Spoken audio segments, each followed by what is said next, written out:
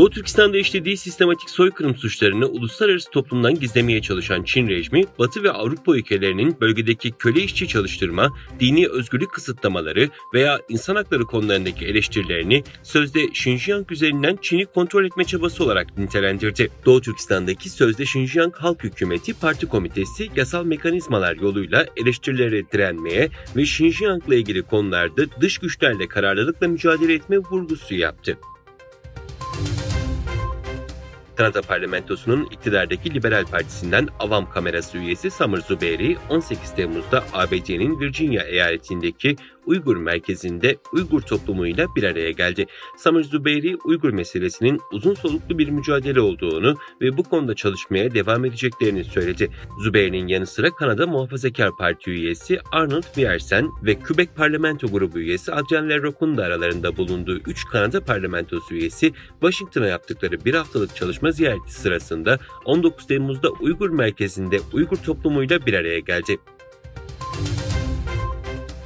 İşgal altındaki Doğu Türkistan'da Uygur soykırımının sorumlularından biri olan Çin'in en üst düzey diplomatı, Çin Komünist Partisi Merkez Komitesi Dış İlişkiler Komisyonu Ofisi Direktörü Wang Yi'nin 26 Temmuz günü Türkiye'ye günübirlik ziyaret edeceği açıklandı.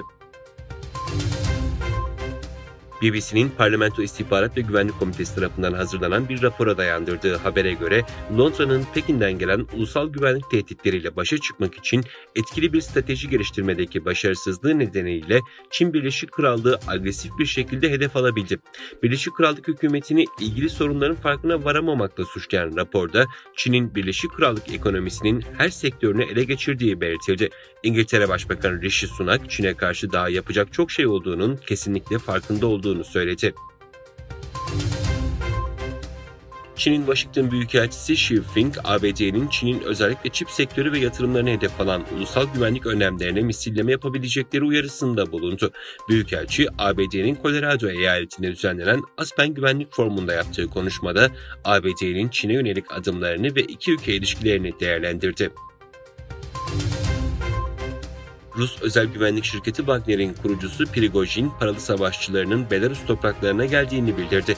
Belarus'tayken Belarus ordusunu dünyanın ikinci ordusu yapma sözü veren Prigojin, gerekirse onların yanında yer alacaklarını dile getirdi.